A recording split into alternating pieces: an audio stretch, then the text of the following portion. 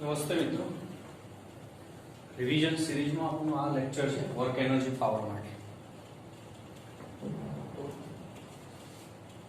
ટાઈમના અભાવના અનુસાર મેં કેટલું કંઈ આગળ લખીને રાખ્યું છે, બેટા ધ્યાન રાખશું. પહેલા કમ્પ્લીટ કરી વર્ક કઈ રીતે નીકાળો. તેનો ફોર્મ્યુલા આ છે બધું dw is equal to f dot dx. નાના ભાગનું કાર્ય નીકાળો અને ટોટલ વર્ક નીકાળવા માટે એનો સરવાળો કરો. બરાબર છે. વર્ક છે ફ્રેમ પર આધારિત છે. તો કારણ છે કે કાર્ય બરાબર લઈએ છીએ આપણે બળ અને સ્થાનાંતરનો ગુણાકાર, અને સ્થાનાંતર એ ફ્રેમ પર આધારિત છે, તો કાર્ય બી ફ્રેમ પર આધારિત હશે. એ ઉદાહરણ લઈએ એટલે ખ્યાલ આવે. ધારો કે આવી લિફ્ટ છે જે ઉપર જઈ રહી છે, અહીંયા આગળ કોઈ બ્લોક લટકાવેલો છે. એક વ્યક્તિ આ બ્લોકને અહીંથી જુએ છે, એક વ્યક્તિ બ્લોકને બહારથી જુએ છે. ઓકે, અને પછી કહ્યું છે કે આ જે દોરડું છે એના તણાવ બળ વડે થતું કાર્ય છે. તો આની સાપેક્ષે આ બ્લોકનું સ્થાનાંતર 0 રહેશે, પણ આની સાપેક્ષે બ્લોકનું સ્થાનાંતર કંઈક થશે. તો આની સાપેક્ષે કાર્ય 0 આવશે, આની સાપેક્ષે કાર્ય 0 આવશે નહીં. કઈ વેલ્યુ આવશે? મતલબ કે વર્ક એ ફ્રેમ પર આધારિત છે. ઓકે, આજે વર્ક ના એકમો ને બધું જાણો છો. 1 જૂલ બરાબર 10⁻⁷ અર્ગ ને આ બધું લઈએ છીએ આપણે. પારિમાણિક સૂત્ર બેઝિક તો તમને ખબર છે. વર્કનું કેલ્ક્યુલેશન કઈ રીતે કરવું એની વાત કરીએ. તો વર્કના કેલ્ક્યુલેશન માટે 5-6 વાતો છે જુદી જુદી. એમાંથી મેં 3 વાતો અહીં હાલ નોંધી છે, બાકીની પછી લઈએ. એમાં એક વાત આ છે, કોન્સ્ટન્ટ ફોર્સ વડે થતું કાર્ય. વર્ક જે બળ કરે છે એ ફોર્સ કોન્સ્ટન્ટ હોય. ફોર્સ કોન્સ્ટન્ટ છે, તેનો ફોર્મ્યુલા લઈએ છીએ આપણે F dot d અથવા F into d into cos theta. આ એક બ્લોક છે બેટા, એના પર F બળ આ બાજુ લાગે છે, d સ્થાનાંતર આ બાજુ થતું હોય, બ્લોક અહીંથી d સ્થાનાંતર સુધી જતો હોય, તો આ બ્લોક ઉપર આ બાહ્ય બળ વડે થયેલું કાર્ય કેટલું થશે? F into d cos theta. આમાં આપણે આવી શીખ્યા હતા કે સ્થાનાંતર જે છે એની દિશાનો એ ફોર્સ નીકાળીએ તો એ ફોર્સ આવશે F cos theta. તો સ્થાનાંતરની દિશાનો ફોર્સ નીકાળો તો F cos theta into d નો જે ગુણાકાર કરીએ એને આપણે કાર્ય કરીએ છીએ. અથવા આવું બી કરી શકાય કે ફોર્સની દિશાનો સ્થાનાંતરનો ઘટક નીકાળી દઈએ, તો આ d જે વેક્ટર છે એનો ફોર્સની દિશાનો વેક્ટર નીકાળીએ તો આ બાજુ આવશે બેટા d cos theta. તો d cos theta into F કરશો તો બી વર્ક આવી જશે. તો કાં તો ફોર્સની દિશાનો સ્થાનાંતરનો કોમ્પોનન્ટ નીકાળો, યા તો સ્થાનાંતરની દિશાનો ફોર્સનો કોમ્પોનન્ટ નીકાળો, અને બંનેનો જે ગુણાકાર કરો એને શું કહીશું આપણે? વર્ક. બરોબર, આ ફોર્મ્યુલા એને અનુરૂપ છે, એ ધ્યાન રાખજો. આ જે કાર્ય છે એ 3 પ્રકારનું હોય છે. આ જે સ્થાનાંતર છે અને આ ફોર્સ છે, એના વચ્ચેનો જે એંગલ છે એને આપણે બેટા થીટા કહીએ છીએ. જો આ થીટાનું મૂલ્ય જે છે એ 90 ડિગ્રી કરતા નાનું હોય, હાલ છે એ જ આ ઉદાહરણ, આ સ્થાનાંતર છે, આ ફોર્સ છે, ખૂણો 90 કરતા નાનો છે, તો એવો જે કાર્ય મળે એને આપણે ધન કાર્ય કહીશું. એ કાર્ય આપણને ધન મળશે, કારણ કે cos θ ની વેલ્યુ પોઝિટિવ મળશે. આ એવું દર્શાવે છે કે આ બાહ્ય બળ વડે આ પદાર્થ ઉપર કાર્ય થાય છે, અને બાહ્ય બળ વડે જો પદાર્થ ઉપર બેટા કાર્ય થાય છે તો એ પદાર્થ જે છે એની સ્પીડ વધશે, એની કાઇનેટિક એનર્જી બી વધશે. મતલબ કે પદાર્થ પર કાર્ય થાય છે તો પદાર્થમાં એનર્જી સ્ટોર થશે. ઓકે, આ ફોર્સ જે છે જે કાર્ય કરે છે એની એનર્જી ખર્ચાશે, અને જેના પર કાર્ય થાય છે એની એનર્જી વધશે. કાર્યમાં આવું જ હોય, જે કાર્ય કરે એની એનર્જી ખર્ચાય, જેના પર કાર્ય થાય છે એની એનર્જી વધશે. બીજી વાત કરતી કે જો થીટા જે છે, મતલબ કે ડિસ્પ્લેસમેન્ટ વેક્ટર અને ફોર્સ વેક્ટર વચ્ચેનો જે એંગલ છે એ 90 ડિગ્રી કરતા વધારે હોય તો એ કાર્યને આપણે શું કહીએ છીએ? નેગેટિવ કાર્ય કહીએ છીએ. આવું ઉદાહરણ, ડિસ્પ્લેસમેન્ટ આ બાજુ, મતલબ કે બ્લોક આ બાજુ જતો હોય, ફોર્સ આ બાજુ લાગતું હોય, તો આ એંગલ છે જે એ 90 કરતા મોટો આવશે. 90 કરતા મોટો છે તો cos θ નું મૂલ્ય માઈનસ આવશે. cos θ નું મૂલ્ય માઈનસ આવે છે, એટલા માટે એને આપણે નેગેટિવ કાર્ય કહીએ છીએ. અને આ સ્થિતિમાં પદાર્થની જે સ્પીડ છે, આ પદાર્થની જે સ્પીડ છે એ ઘટશે, તો કાઇનેટિક એનર્જી બી ઘટશે. ઓકે, અહીં આ પદાર્થ વડે કાર્ય થાય છે ફોર્સની વિરુદ્ધમાં, તો જે કાર્ય કરે એની એનર્જી ઘટે છે, પદાર્થ આમ જઈ રહ્યો છે, બળ આમ જઈ રહ્યું છે, આમ લાગી રહ્યું છે, તો આ બળની વિરુદ્ધમાં પદાર્થ જઈને કાર્ય કરે છે, તો જેનું વડે કાર્ય થતું હોય એની એનર્જી તો શું થશે? ઘટશે. ઓકે. ત્રીજી વાત હતી બેટા કે અહીં આગળ જો થીટા જે છે 90 ડિગ્રી હોય, મતલબ કે આમ સ્થાનાંતર થતું હોય અને બળ આમ લાગતું હોય, તો આવા બળ વડે આ પદાર્થ પર કોઈ કાર્ય થતું નથી, કારણ કે cos 90 બરાબર 0 થશે, તો એને આપણે શૂન્ય કાર્ય કહીએ છીએ. એક ઉદાહરણ, એક પથ્થર બાંધેલો છે, તમે ગોળ ગોળ ફેરવો છો તો તણાવ બળ વડે થતું કાર્ય, તો જો સ્થાનાંતર આ બાજુ, તણાવ બળ આ બાજુ, 90 ડિગ્રી તો કાર્ય 0. એવું ના વિચારતા કે અહીંથી આમ એક ચક્ર માટે સ્થાનાંતર 0 છે એટલે કાર્ય 0 છે, એવું નહીં. ખૂણો 90 ડિગ્રી છે એટલા માટે કાર્ય 0 છે. કારણ કે જો હાફ સાયકલ લઈએ તો અહીંથી અહીં સુધી આવે, તો જો હવે સ્થાનાંતર 0 નથી છતાં કાર્ય તો 0 જ રહેશે તણાવ બળ વડે થતું કાર્ય. કારણ કે દરેક વખતે પદાર્થ અહીં હોય ગમે ત્યાં હોય, સ્થાનાંતર અને તણાવ બળ વચ્ચેનો ખૂણો હંમેશા કેવો રહેશે? 90 ડિગ્રી. એટલે આવા કેસમાં કાર્ય કેવું થશે? શૂન્ય. કાર્ય શૂન્ય થાય છે તો પદાર્થની જે કાઇનેટિક એનર્જી છે એ કેવી રહેશે? કોન્સ્ટન્ટ, અચળ રહેશે. પ્રોટોનની આજુબાજુ ઇલેક્ટ્રોન ભ્રમણ કરે છે અચળ સ્પીડથી, એ આ ઉદાહરણ છે. પ્રોટોન એટલે અહીં આગળ માની લો પ્રોટોન છે અને ઇલેક્ટ્રોન છે, તો આકર્ષી બળ લાગશે, તો બળ સેન્ટર તરફ છે, વર્તુળાકાર માર્ગ વિચારો,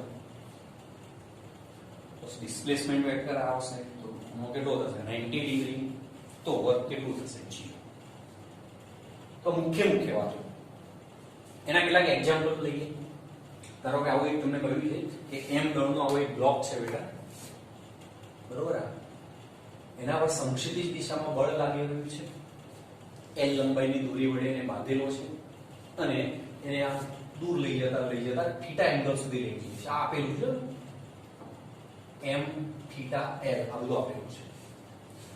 તો પછી આ પ્રશ્ન હોઈ શકે કે આ ફોર્સ વડે થતું કાર્ય શું, તણાવ બળ વડે થતું કાર્ય શું, ગુરુત્વાકર્ષણ બળ વડે થતું કાર્ય શું, તો શોધી લઈએ. જુઓ એક એક કરીને. તો તણાવ બળ વડે થતું કાર્ય પહેલા જોઈએ. જુઓ તો જ્યારે આવું ફોર્સ લગાવવામાં આવે ત્યારે પદાર્થ આમ જતો હશે. હવે વાત કરી કે તણાવ બળ અને ડિસ્પ્લેસમેન્ટ, રિયલ ડેફિનેશન આ છે કે નાના ભાગનું કાર્ય નીકાળો, બીજા આવા બધા નાના ભાગનું કાર્ય નીકાળો, બધાનો સરવાળો કરો, તો એ નાના ભાગ માટે વિચારો તો ડિસ્પ્લેસમેન્ટ વેક્ટર જે છે એ આ બાજુ આવશે, તણાવ બળ આ બાજુ લાગતું હશે, તો બંને વચ્ચેનો એંગલ 90 ડિગ્રી છે. જો બંને વચ્ચેનો એંગલ 90 ડિગ્રી છે તો dw0, તો આપણે dw0 જે છે એનો સરવાળો કરશો તો તણાવ બળ વડે થતું કાર્ય બેટા આવી જશે 0. આવી જશે 0. આ પહેલી વાત. ઓકે. આ જે ફોર્સ છે એના વડે થતું કાર્ય શું? તો જો ફોર્સ સમક્ષિતિજ દિશામાં લાગે છે, હાલ મેં ક્લિયર કર્યું કે ફોર્સની દિશામાં ડિસ્પ્લેસમેન્ટનો વેક્ટર લો યા ડિસ્પ્લેસમેન્ટની દિશામાં ફોર્સનો વેક્ટર લો, તો એવું કહી શકાય કે આ જે બ્લોક છે અથવા ગોળો છે એનું ફોર્સની દિશામાં સ્થાનાંતર આટલું થયું છે. આ સ્થાનાંતર એટલે આ જે l છે એનો આટલો ઘટક કયો થશે? આ l sin થીટા. તો એ લખી શકાય l sin થીટા. આ l છે તો ત્રિકોણ કે સમબાજુ ચતુષ્કોણ બનાવો. આ l છે તો અહીં આવશે l cos થીટા, અહીં આવશે l sin થીટા, તો આ l sin થીટા. તો બળ અને બળની દિશામાં સ્થાનાંતર થઈ ગયું l sin થીટા. તો અહીં આગળ બીજો જવાબ આવી ગયો w f, એક્સટર્નલ ફોર્સ વડે થતું કાર્ય, સોરી સમજી નહીં, f l sin થીટા. ત્રીજી વાત હતી ગુરુત્વાકર્ષણ બળ વડે થતું કાર્ય શોધો. તો ગુરુત્વાકર્ષણ બળ વડે થતું કાર્ય શોધીએ. જુઓ તો ગુરુત્વાકર્ષણ બળ નહીં, જુઓ તો ગુરુત્વાકર્ષણ બળ કઈ બાજુ લાગે છે? નીચે તરફ, mg. તો બળની દિશાનું સ્થાનાંતર એટલે એક બ્લોક અહીં ગયો છે, આટલું સ્થાનાંતર કહેવાય. ગુરુત્વાકર્ષણ બળ નીચે, સ્થાનાંતર ઉપર. તો d ની ડાયરેક્શન ઉપર, બળ નીચે, ખૂણો 180, તો માઈનસ આવશે એક, તો માઈનસ લગાવી દે, cos 180 એટલે માઈનસ. આ કેટલું અંતર હોય? તો આ l છે, આ l cos થીટા છે, તો આ હોય l minus l cos theta, મતલબ કે l 1 minus cos થીટા. આવી કેટલીક વેલ્યુ હવે તો તમને યાદ હશે. તો બળ લાગે છે mg, ડિસ્પ્લેસમેન્ટ ઉપર થયું l 1 minus cos થીટા, તો આવી જશે minus mg l cos theta. Okay. તો કાર્ય ગણતી વખતે ધ્યાન રાખવાનું, જે બળ વડે થતું કાર્ય શોધવાનું કહ્યું છે એ જ શોધવાનું. જેવું કહ્યું હોય કે આ બ્લોક પર થતું કાર્ય શોધો ફક્ત, અથવા કુલ કાર્ય શોધો, તો ટોટલમાં લઈ લેવાનો બધાનો સરવાળો, એટલે કે wp + wf + wg. Okay, total work જો નીકળવાનું હોય તો. બીજો પ્રશ્ન જુઓ, એ જ પ્રકાર કાર્ય તમને સમજાય એટલા માટે મેં લીધો છે કે એક બ્લોક છે 2 કિલોગ્રામનો 20 ન્યૂટન બળ લાગે છે. અહીં જે સપાટી જેનું ફ્રિક્શન મીટર છે અહીં આગળ 0.5 ન્યૂટન. બ્લોકને A થી B સુધી લઈ જવામાં આવે, ડિસ્પ્લેસમેન્ટ આપેલું છે 2 મીટર. તો પછી કહ્યું છે ગુરુત્વાકર્ષણ બળ વડે થતું કાર્ય શોધો, લંબ બળ વડે થતું કાર્ય શોધો, એક્સટર્નલ ફોર્સ જેના વડે થતું કાર્ય શોધો, ફ્રિક્શન ફોર્સ જેના વડે થતું કાર્ય શોધો અને ટોટલ કાર્ય શોધો. એ બી કહી શકે તમને. તો જોઈએ જુઓ શું થાય છે. તો ગુરુત્વાકર્ષણ બળ વડે થતું કાર્ય, તો ગુરુત્વાકર્ષણ બળ તો બેટા નીચે લાગે છે, ડિસ્પ્લેસમેન્ટ તો આ બાજુ થાય છે, તો એંગલ 90 ડિગ્રી, તો mg વડે થતું કાર્ય તો કેટલું આવશે? 0. એ જ રીતે નોર્મલ ફોર્સ આમ છે, ડિસ્પ્લેસમેન્ટ આ બાજુ છે, તો ફરીથી આ કાર્ય કેટલું થઈ જશે? 0. એક્સટર્નલ ફોર્સ એ પણ સિમ્પલ છે, આ બાજુ બળ લાગ્યું 20 ન્યૂટન, બળની દિશામાં સ્થાનાંતર થયું 2 મીટર, તો 20 બળ 2 મીટર સ્થાનાંતર એટલે કેટલું આવશે? 40 જૂલ. કેટલું આવશે? 40 જૂલ. ઓકે, લાસ્ટ વાત ફ્રિક્શન ફોર્સ વડે થતું કાર્ય. ફ્રિક્શન ફોર્સ વડે થતું કાર્ય શોધવું હોય, ફ્રિક્શન ફોર્સ શોધવું પડશે અને ફ્રિક્શન ફોર્સ બેટા થઈ જાય μ * n. n બરાબર અહીં આગળ છે mg. ઓકે ઓકે, તો ફ્રિક્શન ફોર્સ મળી જશે. ફ્રિક્શન ફોર્સ હંમેશા આ બાજુ લાગશે, સ્થાનાંતર આ બાજુ થાય છે, તો આવું કાર્ય શોધવા માટે આવશે માઈનસ બળ અને સ્થાનાંતર કેટલું છે? d. અહીં તમને ફ્રિક્શન ફોર્સ મળી જશે, સોરી μ * n, અને n ની જગ્યાએ લખવાનું તો n બરાબર mg, તો અહીં આવી જશે μ mg. શું આવશે? μ mg. મારી ભૂલ થઈ ગઈ, બરોબર. તો અહીં વર્ક મળી જશે તમને. ઘણું ગણી શકાય છે. આ 0.5 છે, m 2 કિલોગ્રામ છે, આ 10 છે, બરોબર છે.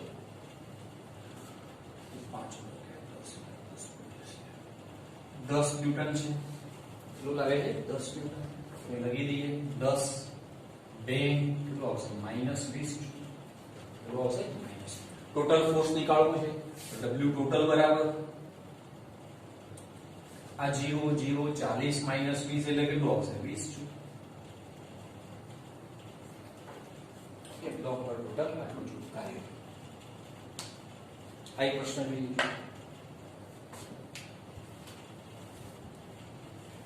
આમાં આવું કહ્યું છે તમને કે 2 કિલોગ્રામનો બ્લોક છે, અહીંયા ઢાળ છે, અહીં કેટલું 37 ડિગ્રી ખૂણો બનાવે છે, આ અંતર બેટા 4 મીટર છે. અહીં જે સપાટી છે એનું ઘર્ષણ આપેલું છે તમને 0.5. પછી આ જ રીતે આગળ લઈ જઈએ, ગુરુત્વાકર્ષણ બળ વડે થતું કાર્ય, ફ્રિક્શન વડે થતું કાર્ય, નોર્મલ ફોર્સ વડે થતું કાર્ય. તો નોર્મલ ફોર્સ વડે થતું કાર્ય જોઈ લીધું. નોર્મલ ફોર્સ તો આમ હશે બેટા, ડિસ્પ્લેસમેન્ટ આ બાજુ છે, તો એંગલ કેટલો છે? 90 ડિગ્રી. નોર્મલ ફોર્સ વડે થતું કાર્ય તો કેટલું આવી જશે? 0. ઓકે, ગુરુત્વાકર્ષણ બળ વડે થતું કાર્ય નીકાળવું હોય તો ગુરુત્વાકર્ષણ બળ આ બાજુ લાગે છે, કેટલું લાગે છે? mg. 2 કિલોગ્રામનો બ્લોક છે, તો આ કેટલું થઈ જશે? 20 ન્યૂટન. ડિસ્પ્લેસમેન્ટ આ બાજુ છે, તો આ બાજુનો આ ખૂણો શોધવો પડશે તમારે. તો જો આ જે ખૂણો હોય છે 37 ડિગ્રી હોય છે, જો આ જે સપાટી છે એને આ લંબ અને આ જે સપાટી છે એને આ લંબ, તો આ 37, તો આ બેટા થઈ જશે 53. કેટલું થઈ જશે? 53. અથવા 37 ને અનુરૂપ ઘટકો બનાવો તો mg ના બે ઘટકો થશે. જુઓ, એક અહીં ઘટક આવશે mg cos 37 અને એક ઘટક અહીં આવશે mg sin 37. તો mg sin 37 છે ડિસ્પ્લેસમેન્ટ ની દિશાનું છે, બરાબર.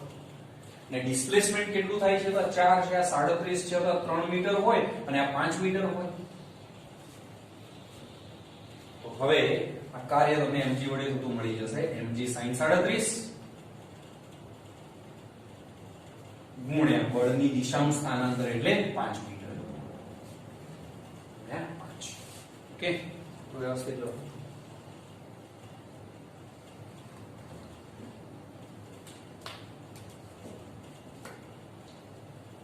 mg વડે થતું કાર્ય mg sin 37 એક મૂલ્ય આવશે, m તમને આપેલો છે, sin 37 નું મૂલ્ય જાણો છો, ગુણ્યા 5. આ જો આનો બીજી રીતે નહીં ગણી શકાય. જો બળ લાગે છે કઈ તરફ? નીચે તરફ. તો બળની દિશાનું સ્થાનાંતર લઈએ તો કેટલું આવશે? 3 મીટર બેટા. તો mg ગુણ્યા 3 આવી જશે mg ગુણ્યા 3 કારણ કે sin 37 એટલે શું આવશે 3/5 5 તો નીકળી જશે હાલ જે કહ્યું છે બળની દિશાનું સ્થાનાંતર નીકળો કે સ્થાનાંતરની દિશાનું બળ નીકળો તો તમને મળી જશે જવાબ બીજો આનો પ્રશ્ન હતો ફ્રિક્શન ફોર્સ વડે થતું કાર્ય શું તો ફ્રિક્શન ફોર્સ માં અહીં નોર્મલ જે છે એ કોના બરાબર છે mg cos 37 બરાબર છે તો ફ્રિક્શન ફોર્સ બેટા આવી જશે F mu mg cos 37 તો mu આપેલો છે m આપેલો છે cos 37 જાણો છો તો F મળી જશે તમને ને F મળી જશે તો ફ્રિક્શન વડે થતું કાર્ય બી મળી જશે કેવું આવશે -F ડિસ્પ્લેસમેન્ટ જો ફ્રિક્શન ફોર્સ આમ લાગશે વિરુદ્ધ દિશામાં ફ્રિક્શન ફોર્સ આ બાજુ સ્થાનાંતર આ બાજુ એટલે વિરુદ્ધ દિશા છે એટલે d તો અહીં જે જવાબ આવે એ મૂકો * d તો ફ્રિક્શન ફોર્સ વડે થતું વર્ક તમને મળી જશે ઓકે બીજી વાત બેટા હોય છે વેરિયેબલ ફોર્સ વડે થતું કાર્ય જો ફોર્સ વેરિયેબલ છે મતલબ કે બળ જે છે એ x નું વિધેય છે યા તો બળ એ સમયનું વિધેય છે યા બળ એ થીટાનું વિધેય છે મતલબ કે બળ સ્થાન સાથે સમય સાથે ખૂણા સાથે જો બદલાતું હોય તો એવા બળને ચલ બળ કહીએ છીએ ચલ બળ વડે થતું જો કાર્ય નીકાળવું હોય તો તમારે લેવું પડે w=F.dx અથવા તો F dx cos θ એક પ્રશ્ન મેં લીધા છે આમાં તો જુઓ એક આ પ્રશ્ન છે કે F x2 છે મતલબ કે જુદા જુદા પોઈન્ટ ઉપર બળ જે લાગે છે જુદું જુદું હશે x ની કિંમત મૂકતા જઈએ તો 2 કિલોગ્રામ નું બ્લોક છે બ્લોકને x 0 થી x 2 મીટર ઉપર લઈ જવામાં આવે છે તો આ ફોર્સ વડે થતું કાર્ય નીકાળો A થી B દરમિયાન આ A પોઝિશન અને આ B position W A to B okay તો હાલે જ આપણે વાત કરી w=F dx ઓકે એક ડાયરેક્શન માટેની વાત કરું છું વેક્ટર ફોર્મની અલગથી વાત કરીએ આપણે બરોબર જો અહીં I J કે સ્વરૂપે બળ મેં નહીં લીધા એનું અલગથી વાત કરીએ છીએ આપણે મૂલ્ય આવું સીધું એક જ ડાયરેક્શનની વાત આપેલી હોય ત્યારે તો અહીં આવશે * x² dx ક્યાં લઈ જઈએ છીએ 0 to 2 તો આવી જશે x⁵ 0 to 2 તો જવાબ આવી જશે ઓકે સિમ્પલ છે મેં સિમ્પલ ઇક્વેશન લીધેલું છે ગમે તે જટિલ ઇક્વેશન હોય સંકલન તો તમને આપે છે બીજી એક વાત છે કે જો બ્લોક 1 કિલોગ્રામ નો છે બળ જે છે સમયનું વિધેય છે બ્લોકને A થી B સુધી લઈ જઈએ છીએ t 0 થી t 2 સેકન્ડના સમયગાળા દરમિયાનનું આ બ્લોક ઉપર આ બળ વડે થતું કાર્ય નીકળો તો નિયમ તો એ જ છે આપણો w=F.dx F t નું વિધેય આપેલું છે તમને તો * t²dx ઓકે આમાં ફેરફાર કરવો પડશે કારણ કે t ના વિધેય રૂપે f તમને આપેલો હોય છે અહીં તો દર્શાવે છે કે x ની સાપેક્ષે તમે સંકલન કરો છો તો તમે આવો એક ફેરફાર કરી દો કે અહીંયા આગળ dx વડે ગુણો dx વડે ભાગી દો બેટા dx વડે ગુણો અને dx વડે ભાગી દો સોરી dt વડે ગુણો અને dt વડે ભાગી દો dt આ dx/dt એટલે v થઈ જશે તો સમીકરણ w=t²v dt આ યાદ રાખી લો તો બી હવે ચાલે t² એટલે f ∫f v dt ક્યારે ફોર્સ એ t નું વિધેય આપેલું હોય ત્યારે તો v નીકાળવો પડશે તો v તો બેટા અહીંથી મળી જશે તમને f = ma બરોબર છે અને f તમને આપેલો છે t² m કેટલો આપેલો છે 1 કિલોગ્રામ તો 1 કિલોગ્રામ અને v સોરી a એટલે લખી શકો dv/dt t² તો dv t² dt ઇન્ટિગ્રેશન કરીએ અહીં આવી જશે v t3/3 તો v આવી ગયો t3/3 તો હું મૂકી દઈએ t²t3/3 dt કયો સમય આપેલો છે 0 થી 2 સેકન્ડ તો 0 થી 2 સેકન્ડ આ જવાબ દો જવાબ ઉપર મને ફોકસ કરતો નહીં હું સમજાવું છું તમને તમારે કરવાનું શું છે ચેપ્ટરનું મોટું ખાલી રિવિઝન તમને કરાવું છું આનું આ સોલ્યુશન બીજી રીતે બી નીકાળી શકો કારણ કે હવે તમારા જોડે આખા ચેપ્ટરનો કોન્સેપ્ટ દિમાગમાં છે. તો વર્ક એનર્જી થિયરમ ઉપરથી નીકાળી શકો. કઈ રીતે જુઓ, આ હું હટાવી દઉં છું. W is equal to delta K. W is equal to delta K. delta K એટલે kf minus ki. Okay, v છે એનું t ના ફંક્શન રૂપે તમે સમીકરણ મેળવી ચૂક્યા છો. તો t બરાબર 0 લેશો તો v 0 આવશે. v 0 આવશે એનો મતલબ ઇનિશિયલ કાઇનેટિક એનર્જી 0 થશે અને t બરાબર 2 સેકન્ડ લેશો તો v તમને ફાઇનલ મળશે. તો એ મળી જશે તમને જવાબ. ઓકે, આવું કરી શકો. બીજી વાત હોય છે વર્ક નીકળવા માટે ગ્રાફ દોરવો. જો f વિરુદ્ધ x નો તમને ગ્રાફ આપેલો હોય અને તમને વર્ક શોધવાનું જો કહ્યું હોય તો x અક્ષ સાથે આંતરેલું ક્ષેત્રફળ જે છે એ તમારે નીકાળી દેવાનું. ઉપરનું ક્ષેત્રફળ જે છે, ઉપરનું જે ક્ષેત્રફળ આવે એના આધારે જે વર્ક મળે પોઝિટિવ મળે અને નીચેનું જે ક્ષેત્રફળ મળે એના આધારે જે વર્ક મળે એને શું મળે, નેગેટિવ મળે.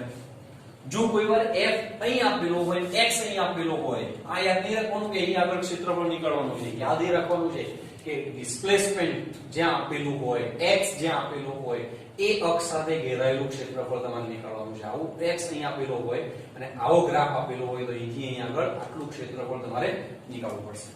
એક એક્ઝામ્પલ અહીં આગળ જગ્યા હતી તો મેં લઈ લીધું. પછી ટોપિક બદલીએ આપણે. સારો પ્રશ્ન છે, આગળ ક્યાંક સેટ કરી શકાય એમ. તો જુઓ, આવ્યો છે એક બ્લોક છે બરોબર, m દળનું અહીં 30 ડિગ્રી ખૂણો બનાવે છે અને અહીં 60 ન્યૂટન બળથી ખેંચવામાં આવે છે. તો બ્લોક જ્યારે a થી b પર આવે ત્યારે આ ખૂણો બને છે 37 ડિગ્રી અને આ ડિસ્ટન્સ આપેલું છે ઉપરની ધારનું કેટલું 2 મીટર. ઓકે, અને પછી તમને કહ્યું છે કે આ ફોર્સ વડે થતું કાર્ય શોધો. તો આવી સ્થિતિ હોય તો આ ફોર્સ વડે કેટલું કાર્ય થશે? તો ફોર્સની દિશાનું સ્થાનાંતર વિચારો. તો અહીં આગળ લઈ જઈએ આમ તો l જેટલી લંબાઈ વાળી દોરી આ બાજુ આવશે. તો ફોર્સ ઇન્ટુ આ l લેન્થ ની દોરી આ બાજુ આવે છે અને l લેન્થ તમારે નીકાળવું હોય તો અહીંથી આને l1 કહી દો અને આ જે ભાગ છે એને l2 કહી દો. તો l બરાબર આવી જશે l1 minus l2. તો અહીં આગળ wf એક્સટર્નલ ફોર્સ વડે થતું કાર્ય એટલે ફોર્સ ઇન્ટુ l. l એટલે l1 minus L1 L2 કઈ રીતે નીકાળવાના? તો જો આ L1 નીકાળવો છે તો આ ત્રિકોણ બનશે એક. આ 2 મીટર છે, અહીં 30 નો ખૂણો છે તો L1 મળી છે. એ જ રીતે આ ત્રિકોણ બનશે જુઓ, અહીં 37 ડિગ્રી છે, L2 મળી જશે. તમે મૂકી દેશો તો આ. ઓકે, આગળની વાત કરીએ હવે સ્પ્રિંગ ફોર્સ વડે થતું કાર્ય.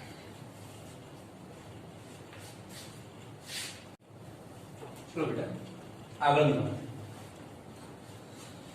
તો સ્પ્રિંગ ફોર્સ વડે થતું કાર્ય નીકળવાની વાત આવે છે અને એમાં ભૂલો પડતી હોય છે. તો જો એના માટે એક સરસ પદ્ધતિ મેં વાત કરી છે કે એક સ્પ્રિંગ છે જેનો સ્પ્રિંગ કોન્સ્ટન્ટ માનો કે k છે. આ જે છે એ પોઝિશન એની નોર્મલ લેન્થ છે. તો સ્પ્રિંગ ફોર્સ વડે જ્યારે બી કાર્ય નીકાળવાનું થાય ત્યારે આટલું તો કરી શકો કે નોર્મલ સ્થિતિ છે મતલબ કે સ્પ્રિંગ ખેંચાયેલી કે નથી ત્યાં આગળ 0 લખી દો.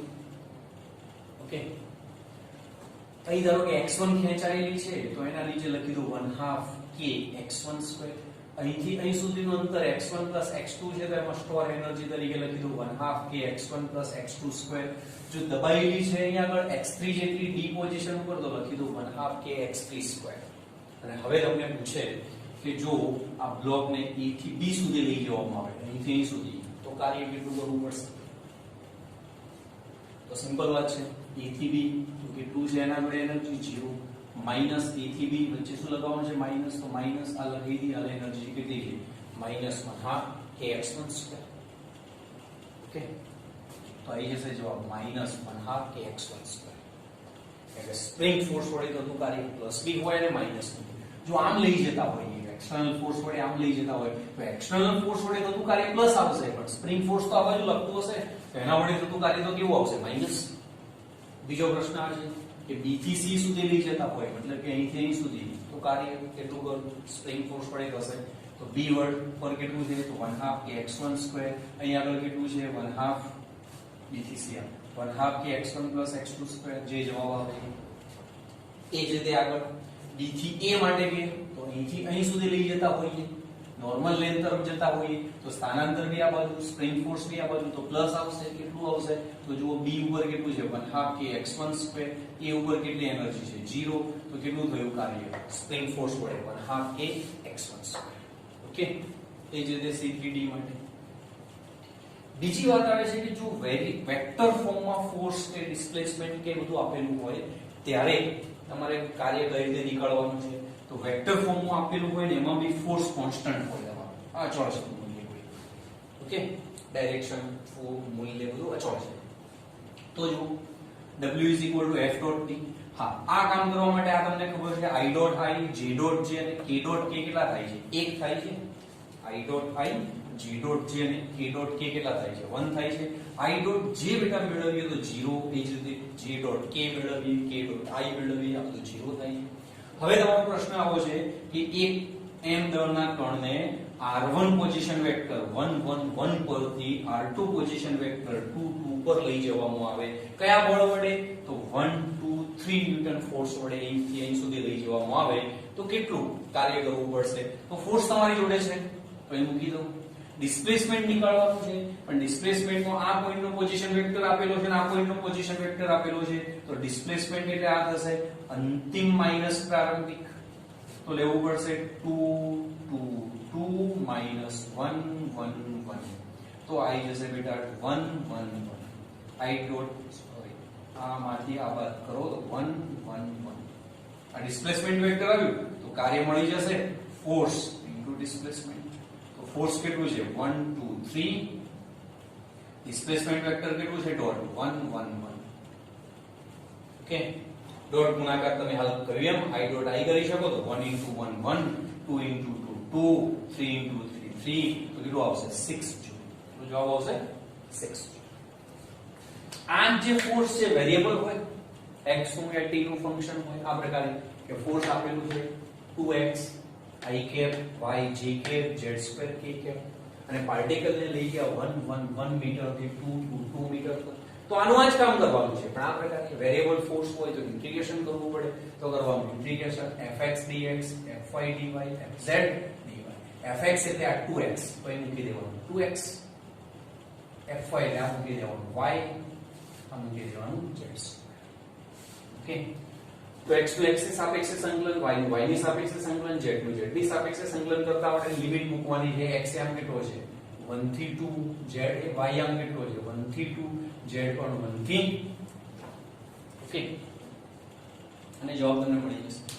પણ જો આવું હોય કે ફોર્સ તમને આમ આપેલું છે x2 y2 i cap plus x2 y2 z x2 y2 j cap અને જોડે જોડે એક ગ્રાફ આપેલું છે આવો કે a થી b અને b થી c સુધી આ પાર્ટિકલને લઈ જતા હોઈએ તો કાર્ય કેટલું કરવું પડશે?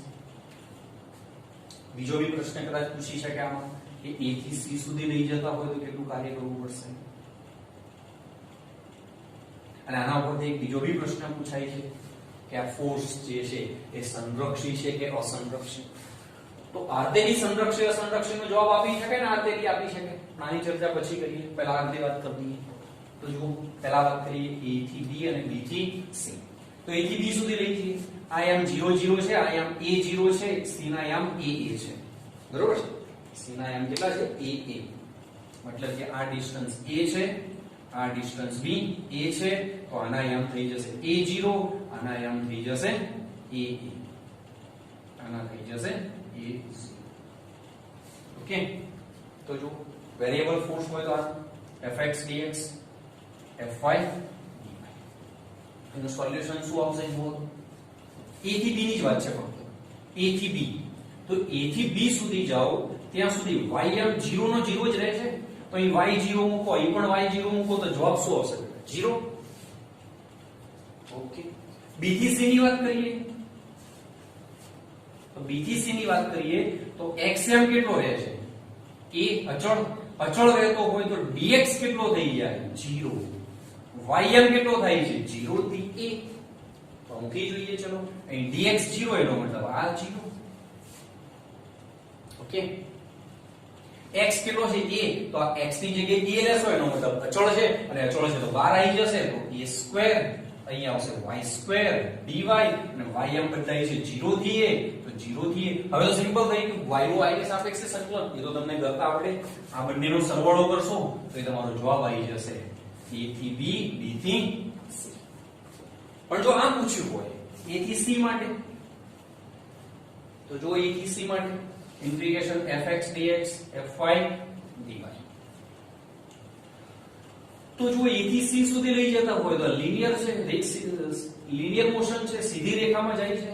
આ 0 છે તો આ a છે, આ 0 છે તો આ a છે. મતલબ કે x1 બરાબર 0, y1 બરાબર 0, x2 બરાબર a, y2 બરાબર a.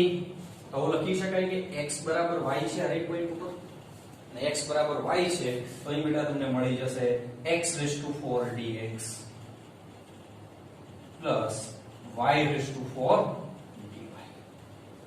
તો આ જવાબ અને આ જવાબ જો સરખો આવે, આ જવાબ અને આ જવાબ સરખો આવે તો એનો મતલબ આ થયો કે પથ ઉપર આધાર રાખતું નથી.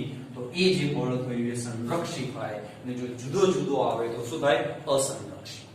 જો કે સંરક્ષી કે અસંરક્ષી પૂછવું હોય તો એના કરતા સરળ પ્રોસેસ છે આપણી જોડે. જો કઈ આ પ્રકારે ફોર્સ બે પ્રકારના હોય છે બેટા, સંરક્ષી બળ અને અસંરક્ષી બળ.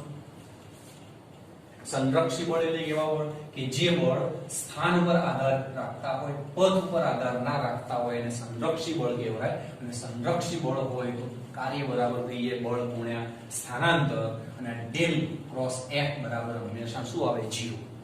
એક વધારાની માહિતી છે. આ પ્રકારના ક્વેશ્ચન સોલ્વ કરવા સરળ રહેશે. અસંરક્ષી બળ હોય તો એ માર્ગ પર આધારિત છે, સ્થાન પર આધારિત નથી. તો એનું સૂત્ર થઈ જશે કાર્યનું. કાર્ય બરાબર બળ ગુણ્યા માર્ગ.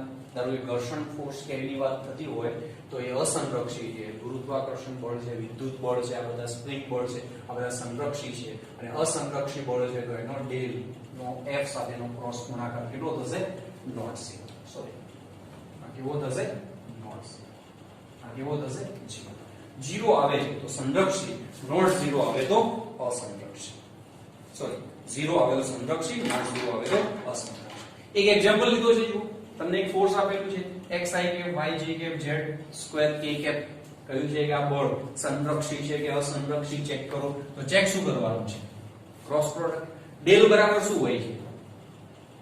Del by del xi cap yz partially derivation છે. તો ચલો આમાં લઈ લઈએ ક્રોસ f નિશ્ચાયક ijk. આ છે x component del by del x, del by del y, del y, del z. નીચે આવશે f ના ઘટકો. તો f ના આપેલા છે x y z square. Okay, partially derivation કઈ રીતે કરવું એ તમને આવડે છે. તો પહેલા i કમ્પોનન્ટ ની વાત કરીએ તો આનો ગુણાકાર લેવાનો. તો જો del z square upon del y, આનો ગુણાકાર અને આનો ગુણાકાર minus del y by del z. આ જ રીતે પછી આગળ હું લખતો નહીં j કેપ, એ જ રીતે પછી આવશે k કેપ નું આવું જ એક પદ. પણ એક શું સમજાય. હવે વિચારો પાર્શિયલીમાં આપણે કહેતા હતા કે જો y ની સાપેક્ષે વિકલન કરો છો તો x અને z અચળ લેવાનું. x અને z અચળ છે તો z અચળ થયો તો અચળનું વિકલન તો કેટલું થશે? 0. તો આ 0 આવશે. એ જ રીતે y નું z ની સાપેક્ષે બી શું આવી જશે? 0. આ 0 આવે છે, આ 0 આવે છે તો આ i કેપ વાળું બધ 0 આવશે, j વાળું 0 આવશે, k વાળું 0 આવશે. એનો મતલબ 0 આવશે. તો ડેલ ક્રોસ f બરાબર 0. એનો મતલબ આપેલું ફોર્સ જે છે કેવું છે? સંરક્ષી ફોર્સ છે, કન્ઝર્વેટિવ ફોર્સ છે. જો નોટ 0 આવે તો અસંરક્ષી. ઓકે, બસ આટલું કામ કરવાનું છે. આ વિકલન તો તમને કરતા આવડે છે. ચલો આગળ વધીએ થોડા.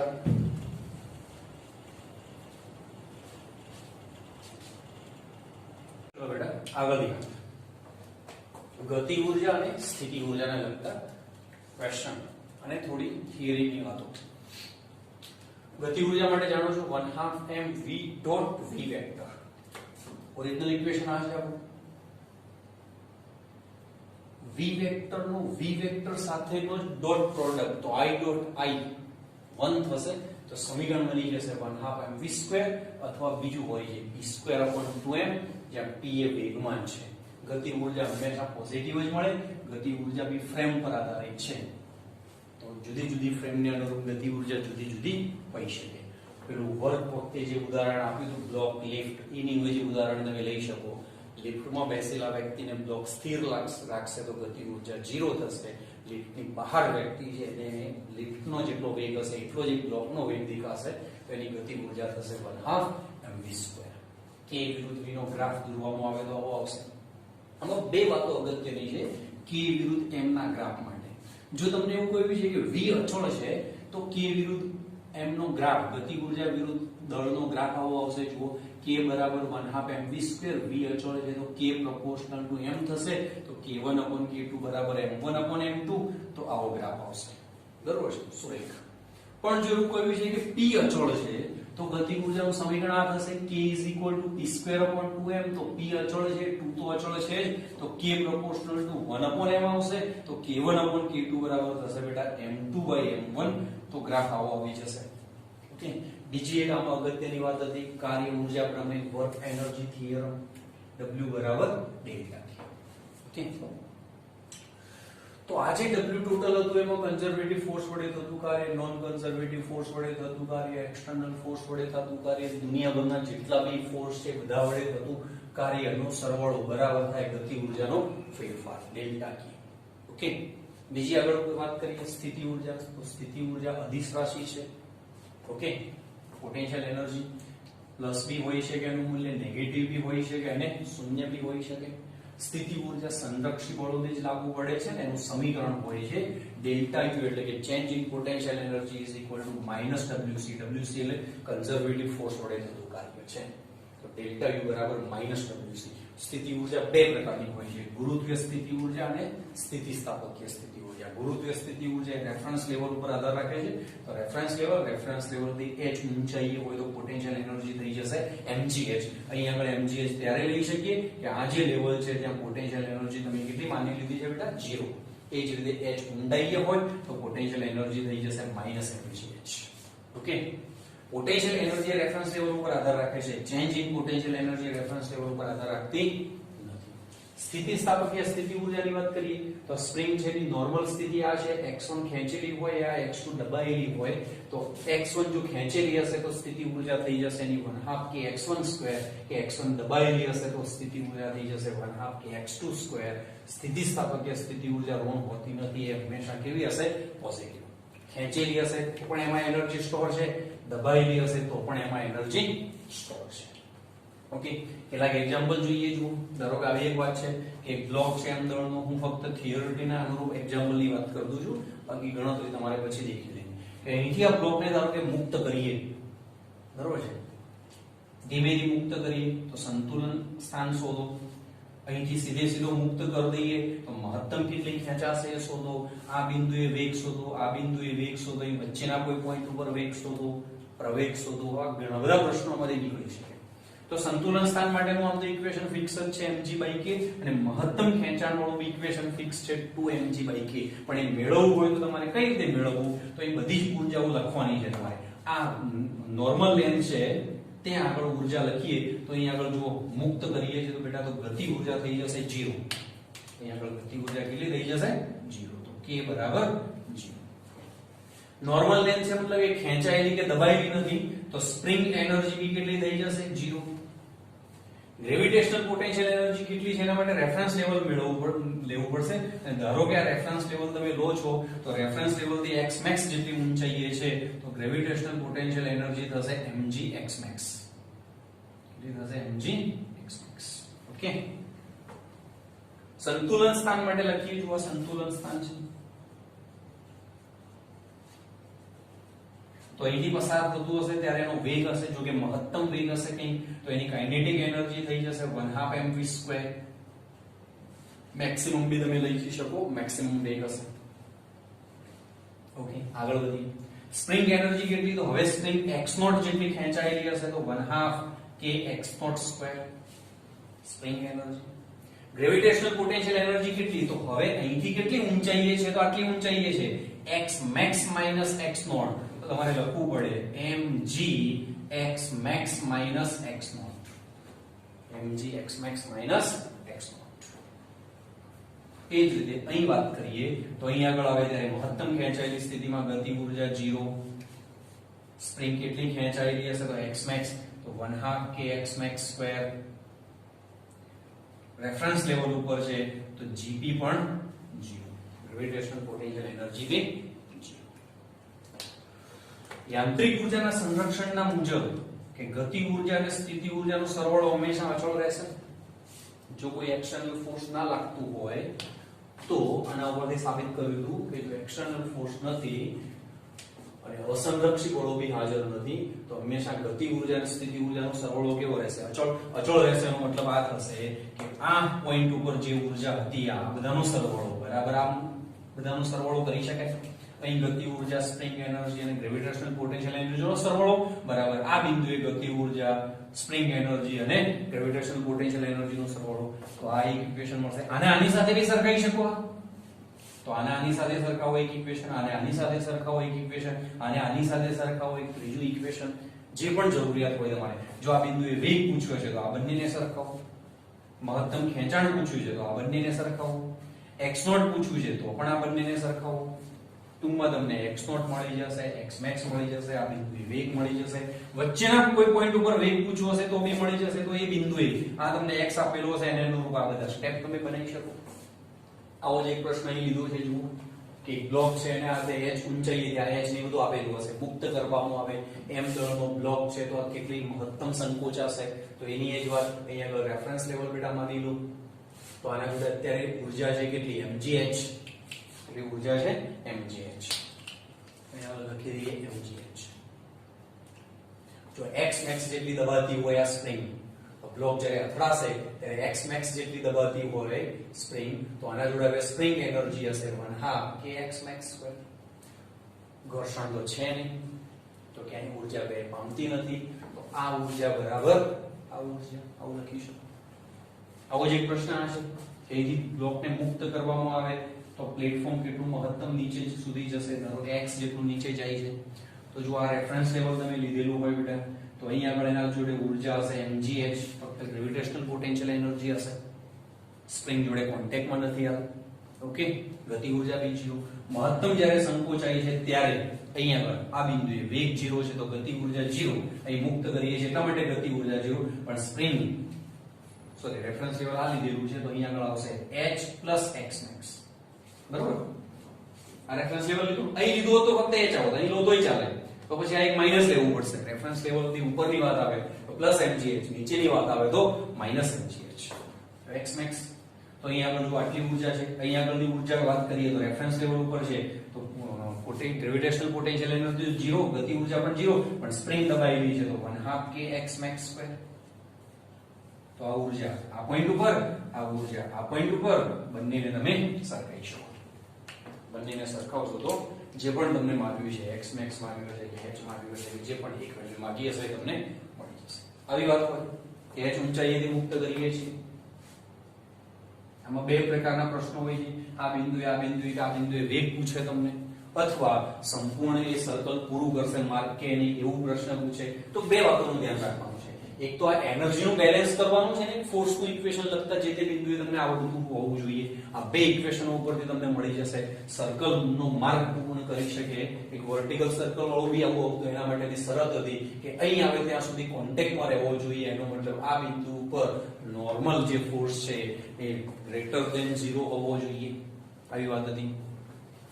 આ બિંદુએ આ 0 થઈ જશે ચાલશે તો માર્ક પૂરો કરશે નહીં તો નહીં કરશે. તો નોર્મલ કઈ રીતે નીકળવું? તો નોર્મલ આ રીતે નીકળવાનું. અહીંયા આગળ mg લાગતું હશે, અહીંયા આગળ નોર્મલ ફોર્સ હશે. આ બિંદુએ વેગ એનો vc હોય તો આ બિંદુએ હશે m vc² અને ત્રિજ્યા છે r. તો આ બળ બરાબર આ બળ થશે તો અહીંથી આવી જશે m vc² r બરાબર n mg. તો n બરાબર થઈ જશે બેટા m vc² r mg. તો આ ફોર્સનું ઇક્વેશન થયું. ઓકે, બીજું એક એનર્જીનું કન્ઝર્વેશન કરવાનું છે. અહીં h ઊંચાઈએ છે તો એના જોડે ઊર્જા થશે mgh. એનો મતલબ અહીં તમે રેફરન્સ લેવલ લીધું. h ઊંચાઈએ પોટેન્શિયલ એનર્જી હશે mgh. અહીં આગળ એના જોડે કેટલી એનર્જી હશે? તો જો એક તો r અને r 2r જેટલી હાઈટ છે તો અહીં આગળ એક તો પોટેન્શિયલ એનર્જી હશે mg * 2r. પોટેન્શિયલ એનર્જી હશે mg into 2r plus kinetic energy હશે 1/2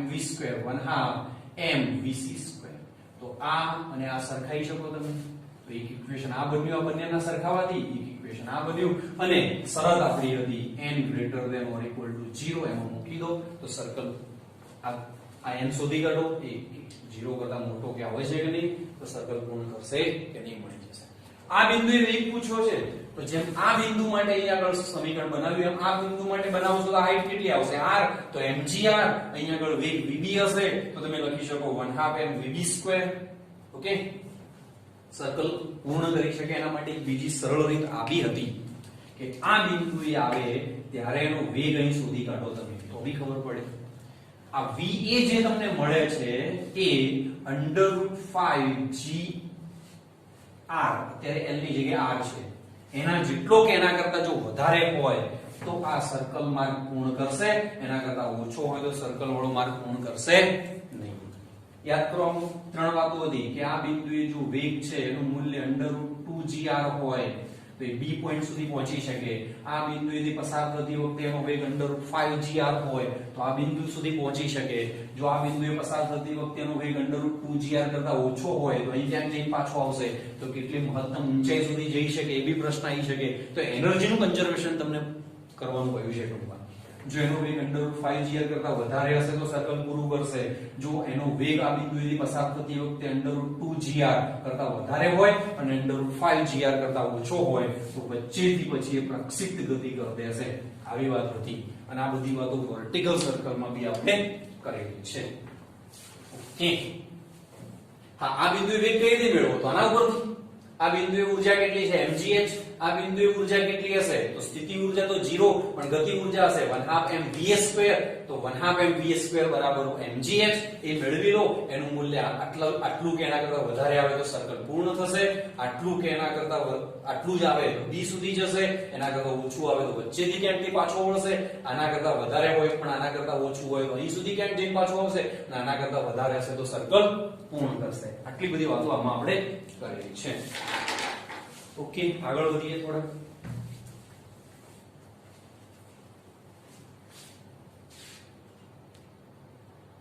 ચલો આગળની વાત સંતુલન અને પાવર તો કોઈ પણ પદાર્થ સંતુલનમાં છે એવું ક્યારે કહેવાય કે જો F0 છે તો સંતુલનમાં છે એના પર બળ પરિણામે જે લાગે છે ટોટલ બળ એ 0 છે તો સંતુલનમાં છે તો એ તો બરોબર છે કે F ઉપરથી સંતુલનની ખબર પડે સંતુલન કેવા પ્રકારનું છે F ઉપરથી નથી પડતું કારણ કે સંતુલનના ત્રણ પ્રકાર હોય છે સ્થાયી સંતુલન અસ્થાયી સંતુલન તટસ્થ જો આવું છે તો સ્થાયી સંતુલન આવો જો ખાડામાં કોઈ પદાર્થ પડેલો હોય ને એને થોડો ખસેડો તો પાછો આવશે એના એ જ સ્થાને તો એને આપણે સ્થાયી સંતુલન કહીએ છીએ અને સ્થાયી સંતુલનથી તમારું SHMP સ્ટાર્ટ થતું હોય છે બરોબર છે અહીં કોઈ ટોચ ઉપર છે ને એને સહેજ એને ખસેડો તો શું થશે એના એ સ્થાને પાછો નહીં આવે તો અસ્થાયી પાસે તટસ્થ તો સંતુલનનો પ્રકાર જાણવાની વાત આવે તો એ પોટેન્શિયલ એનર્જીનું x ની સાપેક્ષે દ્વિતીય વિકલન કરવું પડે તો d2u/ds2 જો પોઝિટિવ હોય તો સ્થાયી સંતુલન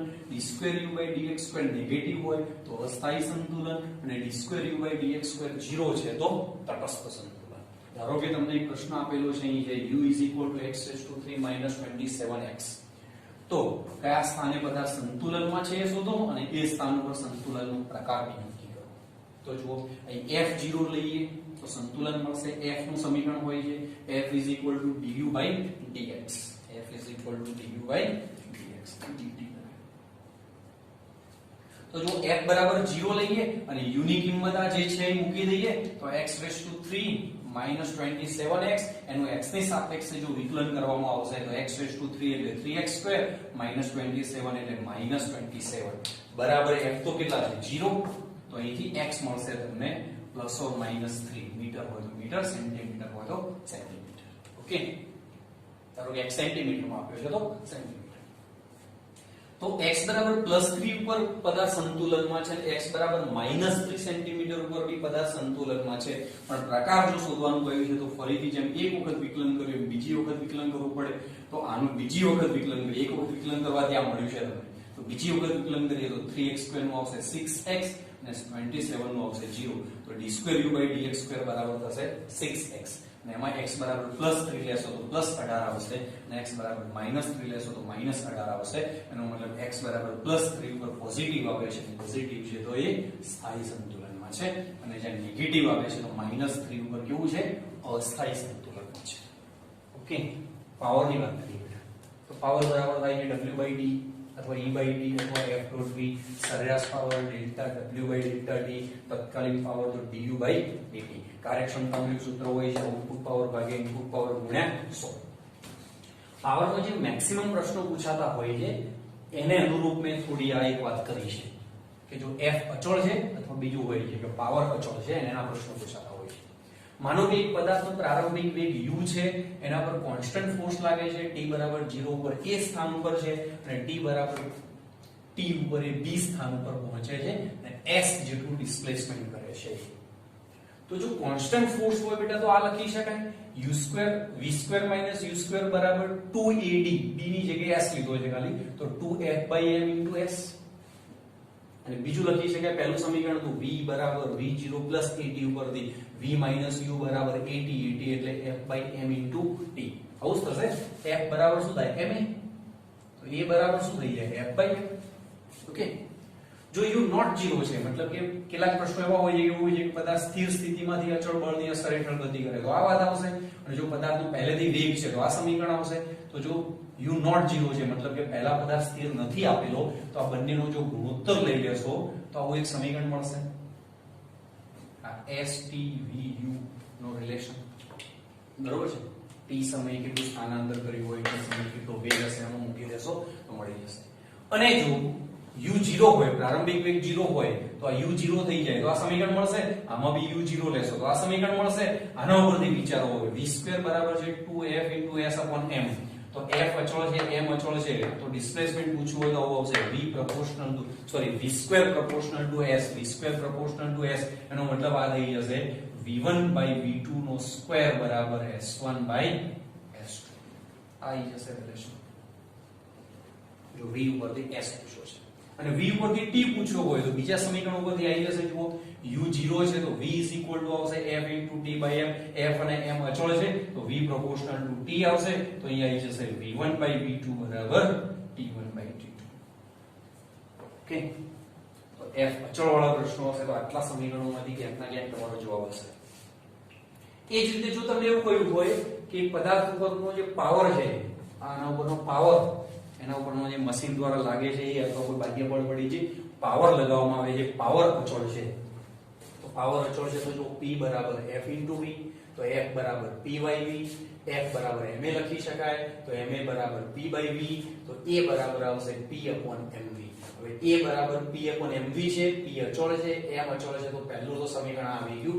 a proportional to 1/v એનો મતલબ a1/e2 બરાબર v2/v1 ઓકે હવે આગળ વધીએ